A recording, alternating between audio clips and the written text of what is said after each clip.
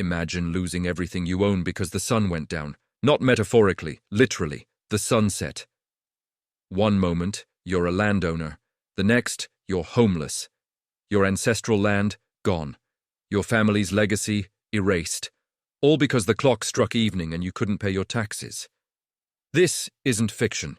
This was reality for thousands of Indians in 1793, thanks to a single British law called the Permanent Settlement. And here's the disturbing part. This wasn't just about collecting taxes. It was about redesigning an entire society, turning farmers into tenants on their own land, and creating a class of landlords whose only job was to squeeze money out of the poor. By the time the British were done, India's traditional land system had been flipped upside down. Families who had worked the same soil for generations suddenly had no rights to it. And the worst part?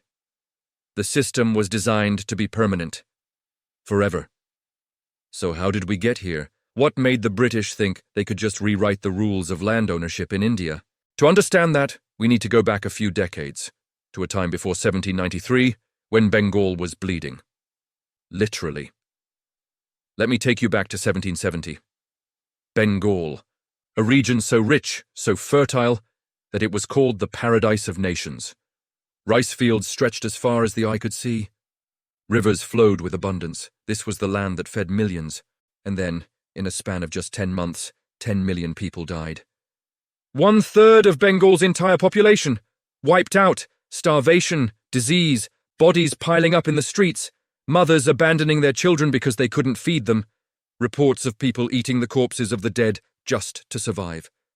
This was the Bengal Famine of 1770, known in Bengali as Chiator Monontor, the famine of 76 according to the Bengali calendar. And while the British loved to blame it on drought, on bad monsoons, on nature itself, the truth was far more sinister. Because here's what they don't tell you in most history books, just 5 years before the famine. In 1765, the British East India Company had been handed the Diwani rights of Bengal through the Treaty of Allahabad. What's Diwani? Simple. The right to collect taxes, the right to drain wealth from the land. Now, you'd think a new government would be careful, right? Especially in a region they barely understood. But the East India Company wasn't a government. It was a corporation, a business, and businesses have one goal, profit.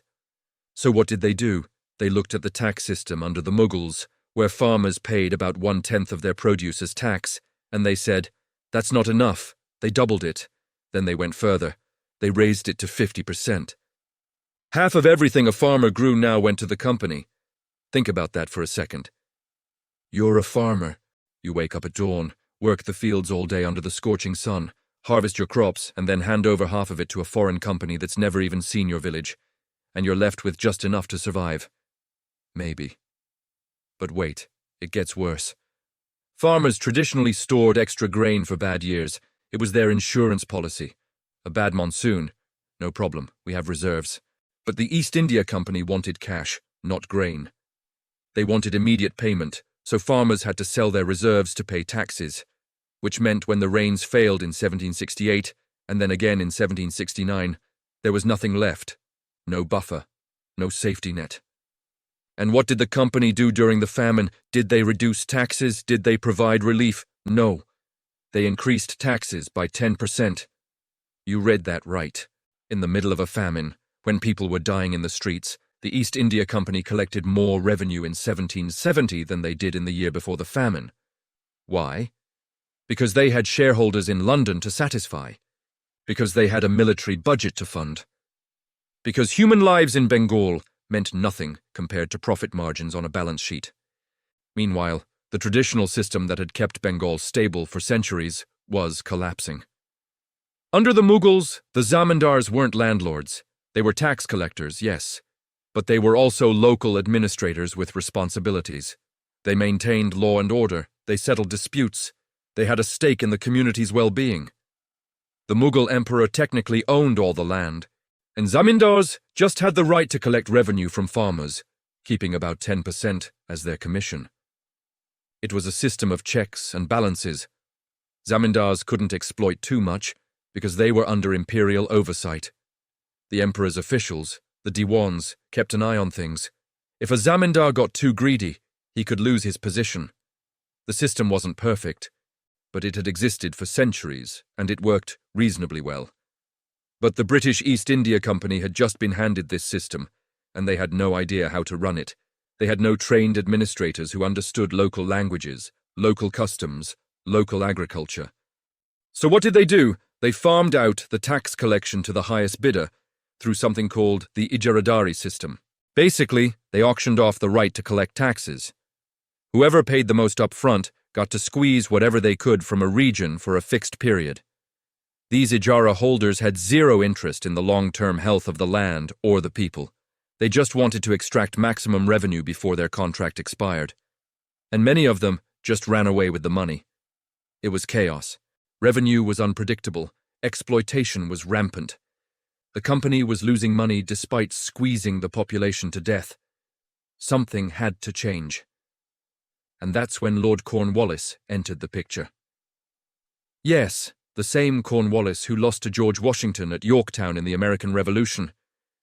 The British sent him to India in 1786 with one mission: fix this mess and make India profitable. Cornwallis looked at the situation and thought, we need stability. We need a system we can understand. And in his mind, the system he understood was the British one. In Britain, there were landlords who owned land, and there were tenants who rented it. Clean, simple, profitable. So he decided to take the Mughal zamindari system and turn it into something completely different. He would transform zamindars from tax collectors into landlords. He would give them ownership of the land. And in return, they would pay a fixed amount to the British government forever. Permanent settlement. It sounded brilliant on paper. The government would have predictable revenue. The zamindars would have an incentive to improve their land because they owned it. Everyone wins, right? Wrong. Because what Cornwallis didn't realize, or maybe didn't care about, was that he was about to unleash one of the most exploitative systems in colonial history. He was about to create a class of landlords with near absolute power and a class of peasants with zero rights. The Permanent Settlement of 1793 didn't just change tax policy. It changed the very meaning of land ownership in India. It turned the earth itself into a commodity that could be bought and sold. It created a landed aristocracy that would dominate Indian society for the next 150 years. And it set in motion economic forces that would shape everything from peasant rebellions to independence movements. But here's the question nobody was asking in 1793. What happens to the actual farmers? The people who wake up every morning and work the soil? The ones who've lived on this land for generations? They were about to find out. And it wasn't going to be pretty.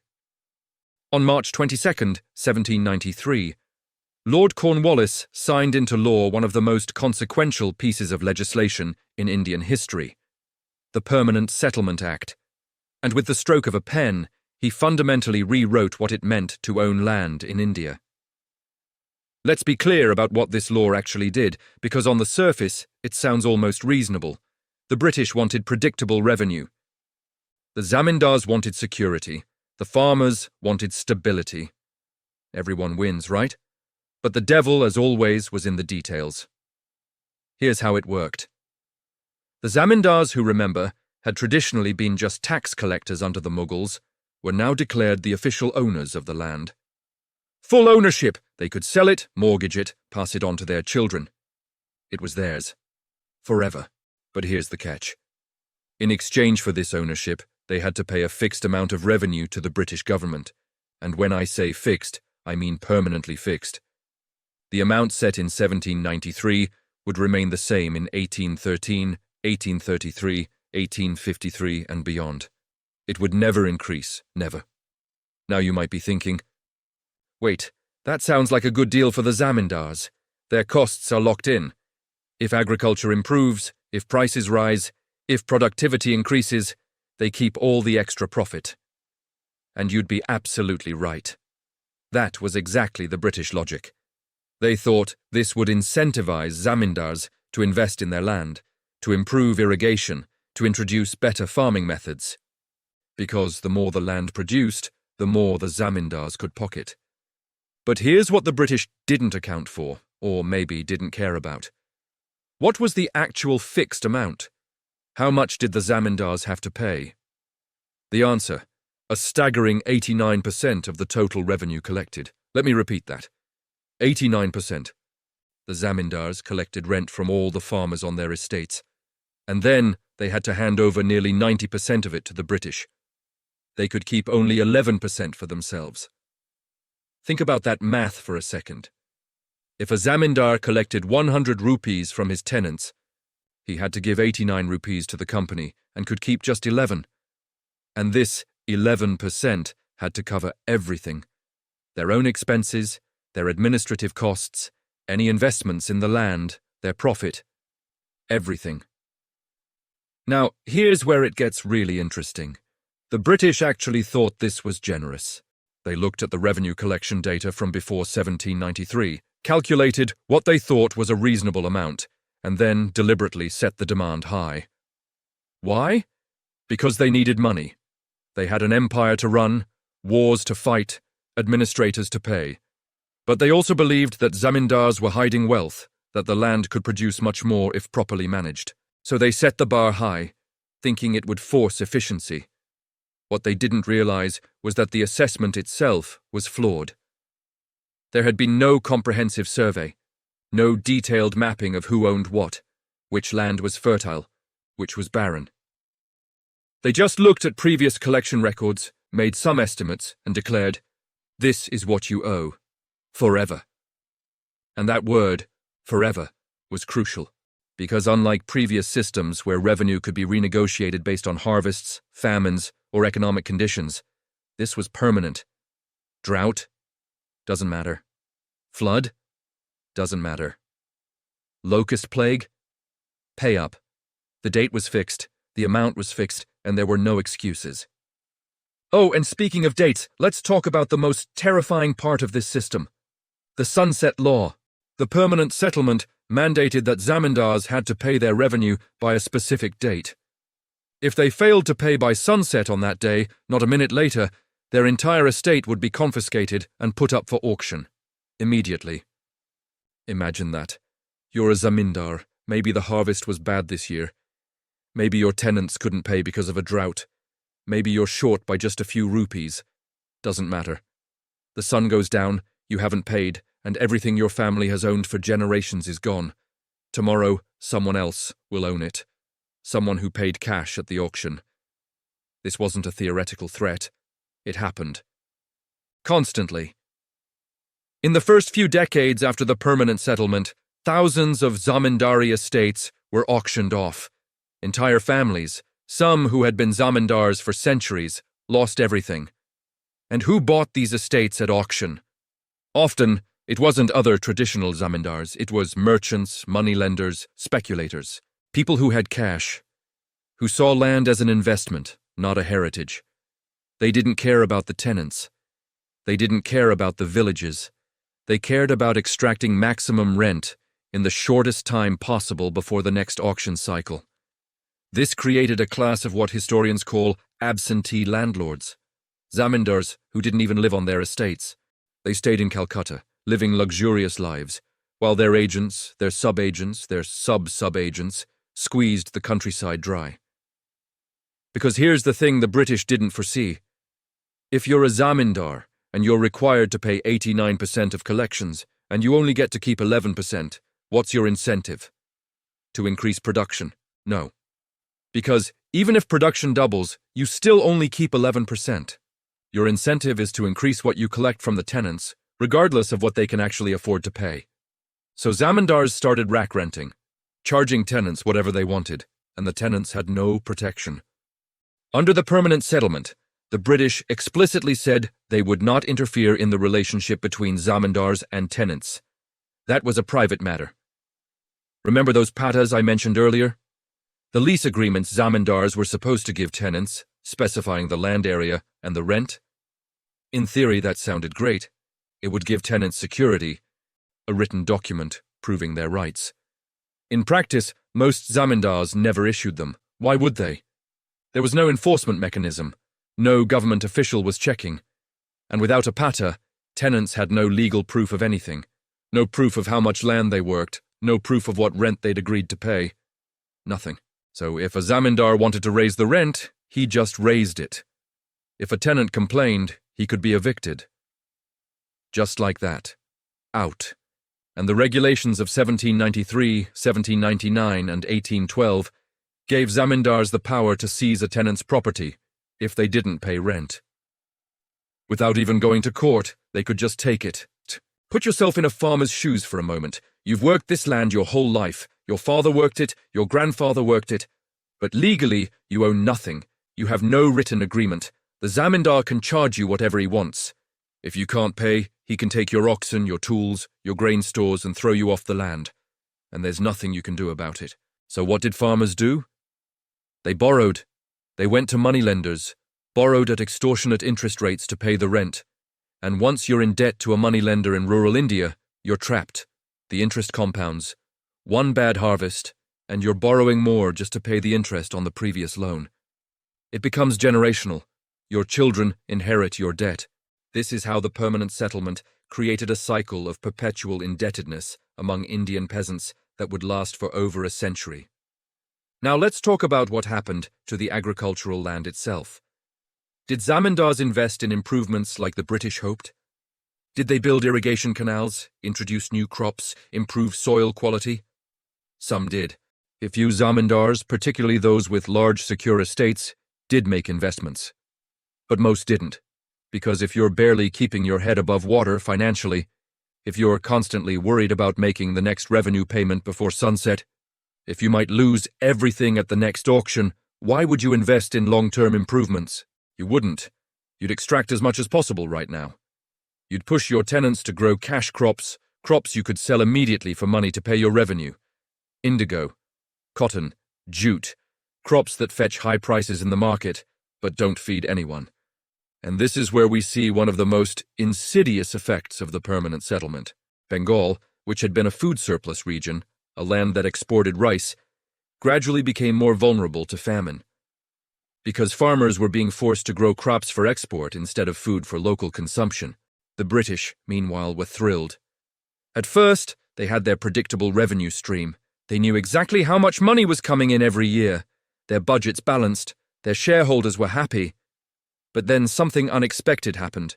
The economy grew. Prices rose. Agricultural productivity, despite the system's flaws, did increase in some areas simply due to population growth and land expansion. The actual value of the land and its output went up significantly, and the British couldn't touch any of it. Because they'd fixed the revenue permanently, a zamindar who was collecting 100 rupees in rent in 1793 might be collecting 500 rupees by 1833, but he still only had to pay the original 89 rupees to the government. He kept all 411 rupees of the increase. The British had locked themselves into a terrible deal. By 1820, officials were openly calling the permanent settlement a disaster for government finances, but they couldn't undo it. It was permanent. They'd given their word. And in the British mind, a gentleman's agreement, even a bad one, was sacred. So what did they do? They made sure never to implement the permanent settlement anywhere else in India. In Madras, in Bombay, in the newly conquered territories, they tried different systems. The Ryotwari system, where they dealt directly with individual farmers. The Mahalwari system, where they dealt with village communities. Systems where the revenue could be revised periodically. But in Bengal, Bihar, and Orissa, the damage was done. The permanent settlement had created a social structure that would define these regions for the next 150 years. At the top, a small class of wealthy landlords, many of whom had become landlords not through inheritance, but through purchasing estates at auctions. They lived in cities, spoke English, sent their children to British schools, and formed a loyal base of support for colonial rule. They had zero interest in changing a system that was making them rich. Below them, layers upon layers of intermediaries. Sub-zamindars who leased land from the main zamindars. Tenure holders who leased from the sub-zamindars. Agents who managed properties, each layer taking a cut, each layer squeezing the one below. And at the very bottom, the actual cultivators. The people who woke up before dawn to plough the fields, who bent their backs under the sun, who made the soil produce. They owned nothing. They had no rights. They were, for all practical purposes, tenants on land their ancestors had worked for centuries. The permanent settlement had taken the traditional Mughal system, which for all its flaws had some flexibility, some responsiveness to local conditions, and turned it into something rigid, extractive, and brutal. It had turned land, which in Indian tradition was something you belonged to, something sacred, into a commodity, something you could buy and sell like a sack of rice, and the effects would echo through history. When you read about peasant rebellions in 19th century Bengal, when you study the Indigo Revolt, the Pabna Uprising, you're looking at the consequences of the permanent settlement. When you examine why Bengal remained economically backward, even as other parts of India industrialized, the permanent settlement is part of the answer. But perhaps the most profound impact was psychological. The permanent settlement broke something in the relationship between people and land. It created a society where a small elite owned everything and the vast majority owned nothing, where your labor on the land didn't give you any claim to it, where you could be removed at any moment, for any reason, or for no reason at all. This wasn't just about economics. This was about power, about who decides how land is used, who benefits from it, who gets to stay and who gets thrown out. And the permanent settlement made those decisions simple. The one with the deed decides. The one with the money wins. Everyone else suffers. But we're not done yet. Because the sunset law, that terrifying mechanism that could destroy a family's legacy in a single evening, deserves its own chapter in this story. We need to understand exactly how it worked, who it affected, and what it meant for the thousands of families who watched the sun go down on their final day as landowners. Let's talk about the most ruthless aspect of the permanent settlement. The thing that kept zamindars awake at night. The mechanism that destroyed families and reshaped Bengal's social structure. The Sunset Law. Picture this. You're a zamindar in 1794, a year after the permanent settlement. You owe the British East India Company your annual revenue. Let's say 10,000 rupees. The date is set. You have until sunset on that specific day to pay. Not a day later, not an hour later, not even a minute after the sun dips below the horizon. You've been trying to collect rent from your tenants for months. The harvest wasn't great this year. A few villages had flooding. Some of your riots couldn't pay. You've been scrambling, selling grain, borrowing from moneylenders, anything to make up the shortfall. You're still short by 500 rupees. Just 500. Out of 10,000. The sun is setting. You're watching it sink lower and lower. Your hands are sweating. You're trying to arrange the money. Maybe you can mortgage some jewelry, sell some land quickly, anything. But the bureaucracy is slow. The moneylender is negotiating. The clock is ticking. The sun touches the horizon. Orange, then red, then it's gone. And just like that, everything you own is gone too. Your entire zamindari. Hundreds of villages, thousands of acres.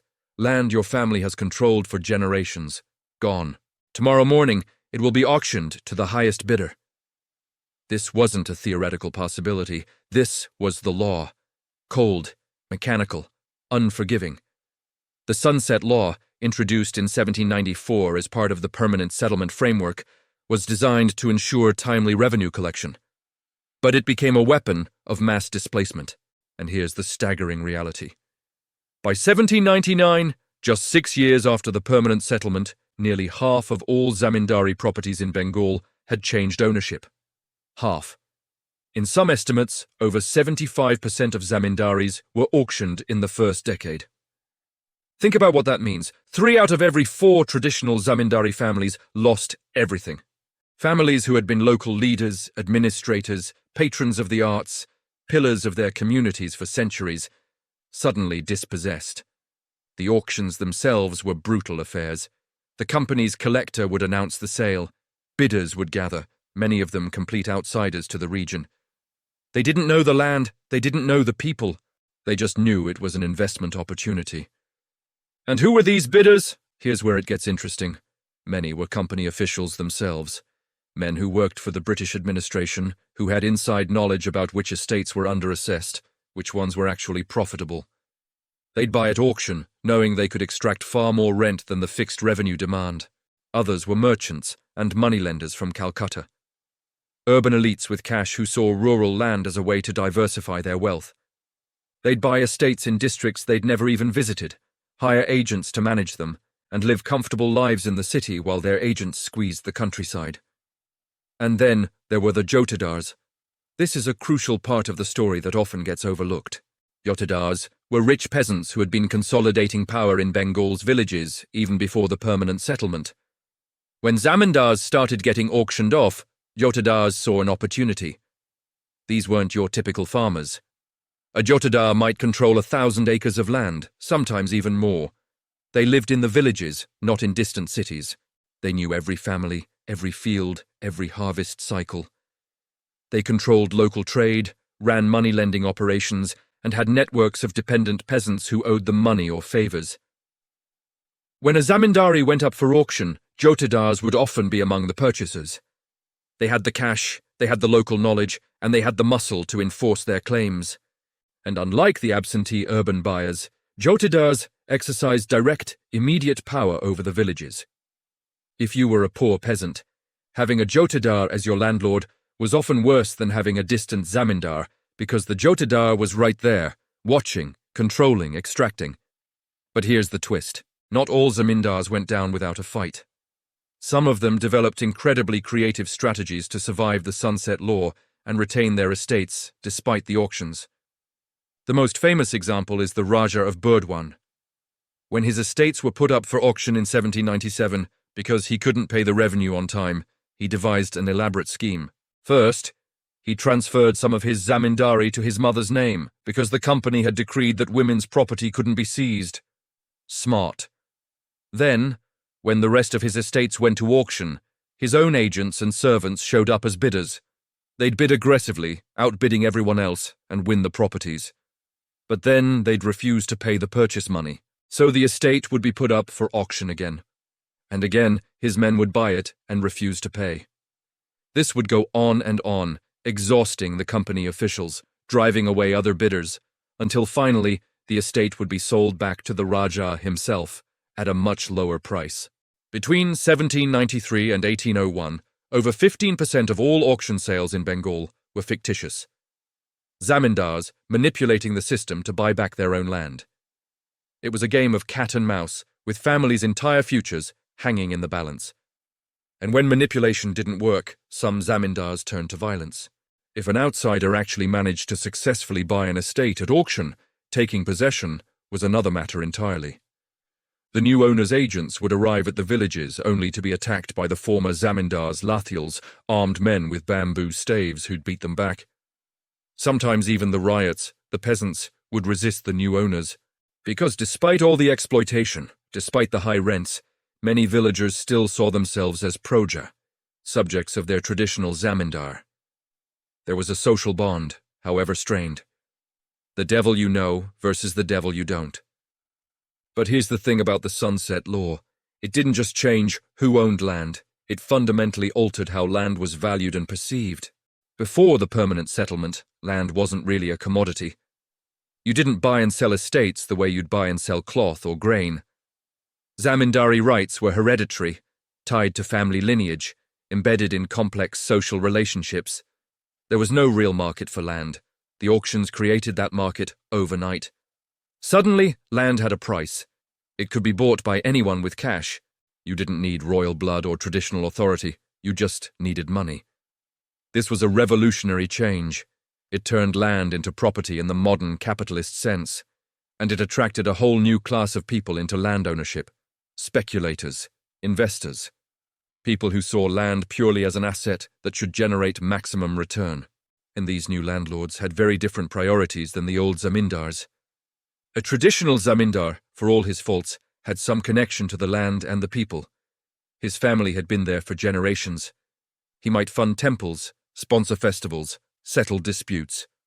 He had a reputation to maintain in the community. The new auction buyers had no such ties. They were often based hundreds of miles away. They'd never met their tenants. They had zero interest in the social fabric of the villages. They wanted profit, period. So they hired agents, And those agents hired sub-agents, and those sub-agents hired local enforcers.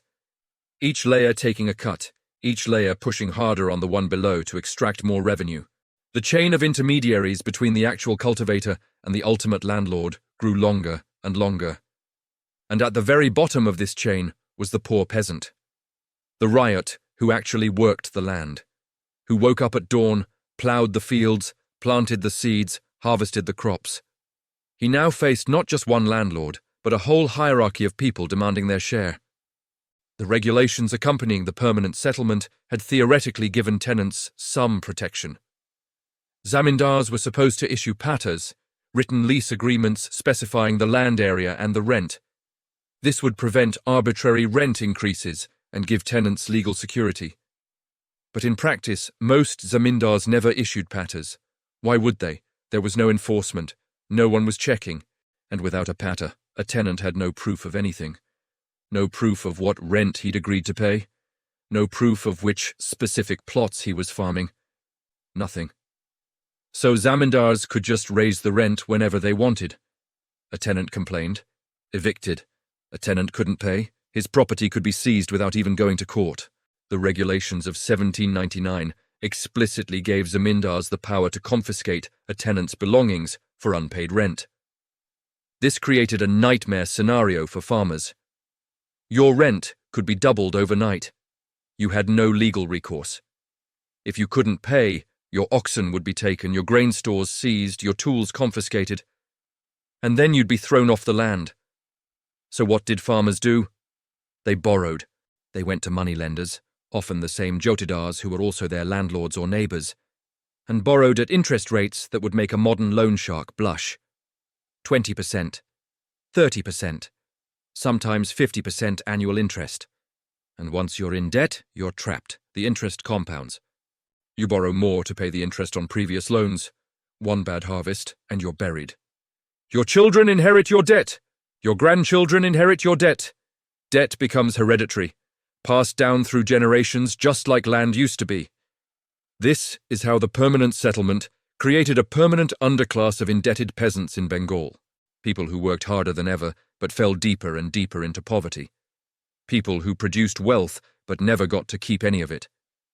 Meanwhile, the successful zamindars, the ones who survived the initial auction wave, started getting very rich.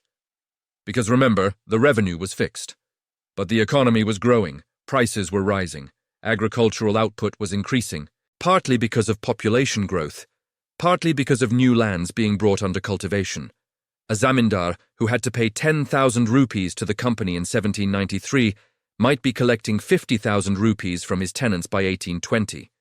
He paid the same 10,000 to the government and pocketed the 40,000 rupee difference, and it was all perfectly legal under the permanent settlement. By the early 19th century, Bengal had a class of fabulously wealthy zamindars. They built palaces in Calcutta with marble floors and Corinthian columns. They had ballrooms, gardens, carriages. They sent their sons to English schools. They adopted British manners, spoke English, wore Western clothes. They became a loyal elite, completely invested in the continuation of British rule because that's what was making them rich. And they had zero interest in improving agriculture or helping their tenants. Why would they invest in irrigation or better farming techniques when they were already making a fortune from the existing system? Why would they reduce rents when tenants had no choice but to pay whatever was demanded? The British, meanwhile, realized they'd made a terrible financial mistake. They'd locked themselves into a fixed revenue system just as the economy was booming. All that extra wealth being generated in rural Bengal was going to the zamindars, not to the company. By the 1820s, British officials were openly calling the permanent settlement a disaster for government finances. One report estimated that the company was losing millions of rupees in potential revenue every year. But they couldn't undo it. It was permanent. They'd given their word. And British honour, even colonial British honour, meant sticking to agreements, however stupid. So they made absolutely sure never to implement the permanent settlement anywhere else in India. When they conquered new territories, they tried different systems. The Revolt system in Madras and Bombay, where they dealt directly with individual cultivators. The Mahalwari system in northern India, where they made settlements with village communities. systems where revenue could be revised periodically based on actual conditions. But Bengal was stuck with the permanent settlement, and the social structure it created would shape the region for the next 150 years. Wealthy, absentee landlords, multiple layers of intermediaries, indebted peasants with no rights, land as pure commodity, agriculture geared toward extraction rather than improvement. And here's the cruel irony. The permanent settlement was supposed to create security, predictable revenue for the government, clear property rights for landowners, stability for cultivators. That was the theory. The reality was the opposite. Massive displacement through auctions, constant insecurity for tenants who could be evicted at any moment, economic extraction so severe that it stunted agricultural development for generations. Social stratification so rigid that it would fuel resentment and resistance for decades to come. The jotedars grew more powerful, eventually surpassing even the zamindars in many areas. The Great Depression of the 1930s would finally break the zamindari system completely, but by then, the damage was done. The social patterns established by the permanent settlement had become embedded in Bengal's rural structure. And the peasants, they kept working, they kept producing, they kept paying, because they had no choice. The system had been designed to extract from them, and extract it did, year after year, generation after generation, until the very end of British rule. But we're not finished yet, because the permanent settlement's impact went far beyond just economics and land ownership. It changed agriculture, it sparked rebellions, it influenced India's independence movement. It created economic patterns that persist even today. We need to understand those long-term consequences, the ripple effects that echoed through Indian history long after 1793. So we've seen how the permanent settlement created a brutal system of exploitation in Bengal. But here's the question. Did it stay in Bengal? Did it end when the British left? Or did it create ripples that spread across India and echoed through history long after 1793? The answer is going to surprise you. Because the permanent settlement didn't just change Bengal, it changed the entire trajectory of Indian agriculture, sparked movements that shaped the independence struggle, and created social patterns that persist even today. Let's start with the rebellions. Because when you create a system this exploitative, people don't just accept it quietly, they fight back. The first major uprising directly linked to the zamindari system was the Indigo Revolt of 1859.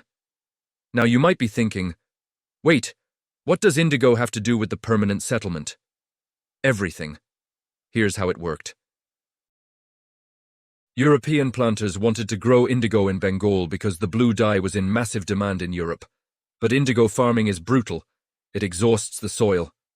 It requires the best land. And it pays terribly compared to food crops. So how did the planters force farmers to grow indigo? Through the zamindars. Because remember, zamindars now controlled the land. They could dictate what tenants planted. And many zamindars had financial relationships with the indigo planters. Some even owned shares in indigo factories. Farmers were forced to sign contracts called tinkathir agreements, where they had to plant indigo on 3/20ths of their land, often the most fertile portions. They received advance payments that turned into debt traps. The prices they got for indigo were absurdly low. They couldn't refuse because they had no land rights, no patas, nothing. The zamindar could just evict them. By 1859, farmers had had enough. In villages across Nadia district, they simply refused to plant indigo. They organized themselves into leagues. They held mass meetings. When planters tried to force them, they resisted. Women joined the protests, fighting with whatever they had, pots and pans, sticks, anything. The revolt spread like wildfire across Bengal. And here's what's fascinating. It was largely non-violent. Farmers didn't attack the British government. They attacked the indigo factories and the planters. Their slogan was clear: we would rather die than sow indigo. One farmer named Panji Mullah famously said he would rather be killed with bullets than plant indigo. That's the level of desperation the system had created. The British government, worried about another massive uprising like the 1857 rebellion, appointed an Indigo Commission in 1860. The commission's report was damning.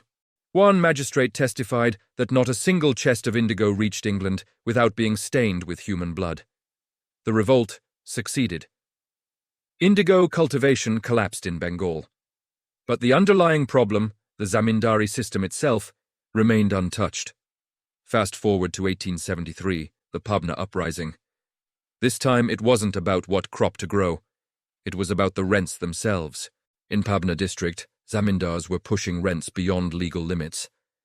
They were preventing tenants from acquiring occupancy rights, rights that were supposed to be guaranteed after 12 years of cultivation under the Bengal Tenancy Act of 1859.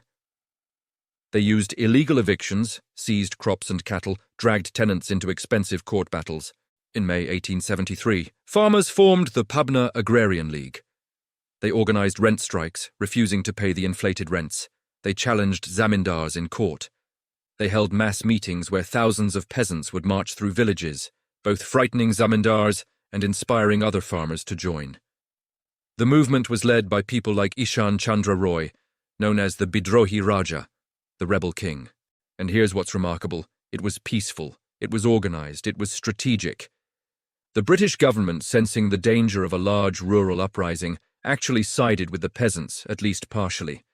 The Lieutenant Governor of Bengal issued a proclamation supporting peasants against excessive zamindar demands. In 1885, the government passed the Bengal Tenancy Act, which provided better protection for tenants against eviction and illegal rent increases. But again, the zamindari system itself survived. The reforms were improvements, yes, but they didn't change the fundamental power structure. And these weren't isolated incidents.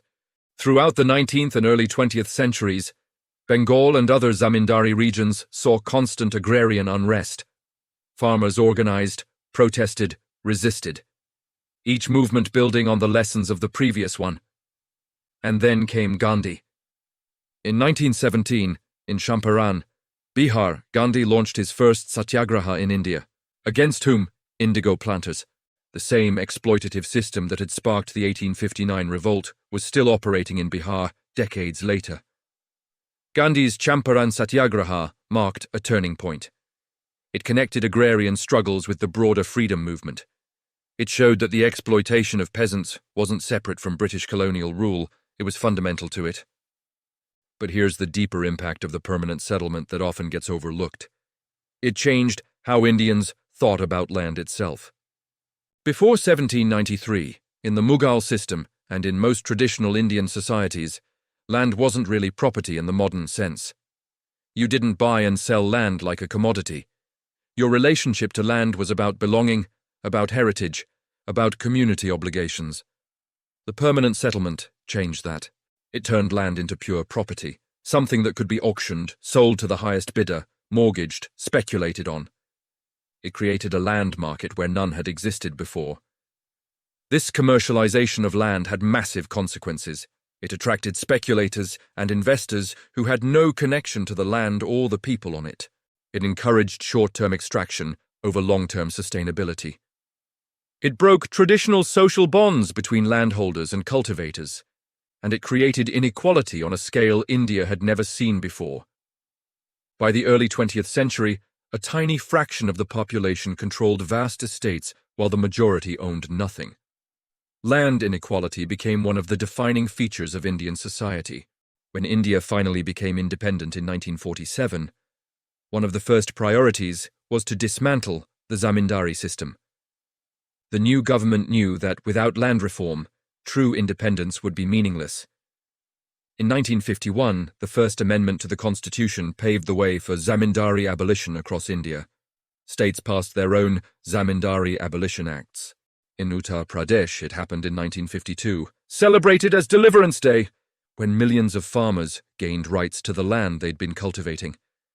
But here's the catch. Zamindars received compensation, often substantial amounts, sometimes 8 times their land's annual revenue. This gave them the capital to pivot into new ventures, urban real estate, politics, business. They didn't disappear. They transformed. Meanwhile, the actual cultivators, the people who'd been working the land for generations, often struggled to claim their rights. There were legal battles, administrative delays, confusion over records. Many tenants fell through the cracks, and in some places the old patterns persisted in new forms. Jotedars, rich peasants who'd accumulated land during the British period, became the new rural elite. The power dynamics changed, but they didn't disappear. Studies from as recent as 2018 show that in states like Bihar and Uttar Pradesh, descendants of colonial landowning families still enjoy disproportionate economic and social prominence. The head start they got from the zamindari system, the land, the wealth, the education, the networks, continues to give them advantages generations later. And here's something that should make us think. Pakistan never carried out land reform. The zamindari families there retained their power. And today, rural politics in Pakistan is still dominated by these landed families. Elections in many areas are essentially contests between different zamindar clans. The concentration of power established by the permanent settlement still shapes politics there. Even in India, where zamindari was abolished, the legacy persists. Agricultural productivity in former zamindari areas lagged behind other regions for decades. The culture of rent-seeking over investment, of extraction over improvement, left deep scars. Bengal, which had been one of the richest regions in the world before British rule, remained economically backward well into the late 20th century. Some economists argue that the permanent settlement is part of the explanation. It created institutions and incentives that discouraged productive investment in agriculture. But perhaps the most profound impact was psychological and social. The permanent settlement broke the bond between people and land in a way that previous systems hadn't. It created a society where a small elite controlled everything and the masses owned nothing.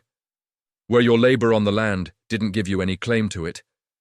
Where you could be removed at any moment, dispossessed, made homeless on your own ancestral soil.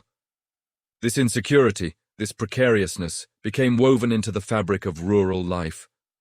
Farmers learned to think short-term, to extract what they could from the land before they might lose access to it. Investment in soil conservation, irrigation, sustainable practices, all of that became risky when you didn't know if you'd be farming the same land next year. And the debt culture that the permanent settlement encouraged, that became intergenerational. Even today, agricultural debt is one of the biggest problems facing Indian farmers.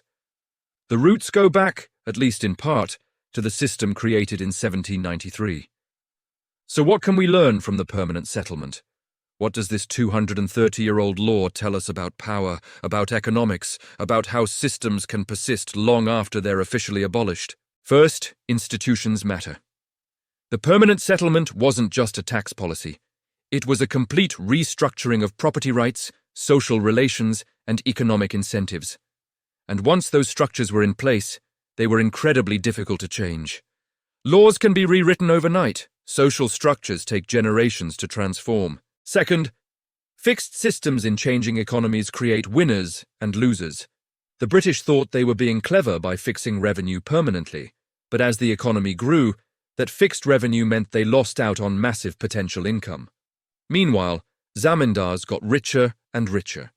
The rigidity that was supposed to create stability actually created instability and resentment. Third, removing intermediaries between producers and the state can reduce exploitation, but it's not easy to do. The permanent settlement created layers upon layers of middlemen, each taking a cut.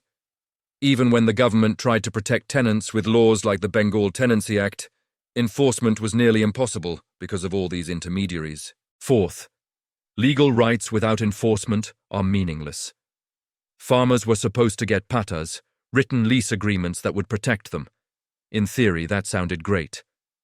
In practice, most zamindars never issued them, and there was no mechanism to force them to.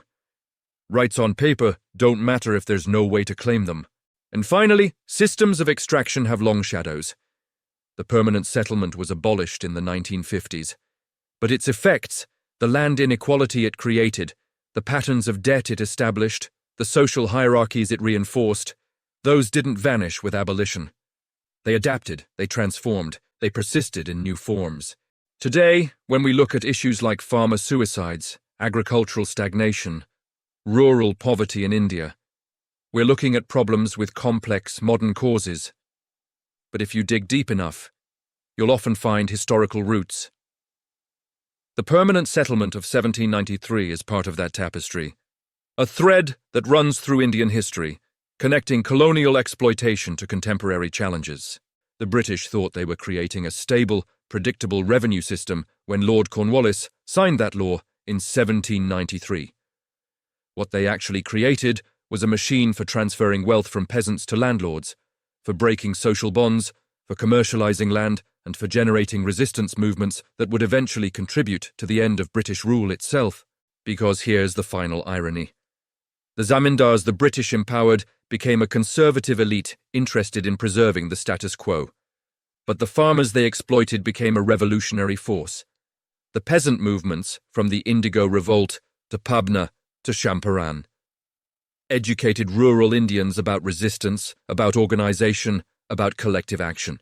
When the independence movement needed mass support, it was these farmers, these exploited tenants, who formed its base. The very system the British created to extract wealth from India ultimately helped mobilize the population against them. So the next time someone tells you that a tax policy is just about revenue collection, remember the permanent settlement. Remember how one law in 1793 reshaped an entire society, sparked rebellions, influenced independence movements, and left legacies that persist 2 centuries later. Because history isn't just about what happened in the past, it's about understanding how the past created the present. And the permanent settlement of 1793 is a perfect example of that. A law designed to last forever. That did indeed last, just not in the way its creators intended. Its consequences, both intended and unintended, echo through Indian society even today. And that's the story of how the British tried to make India permanent, and instead made it permanent, rebel.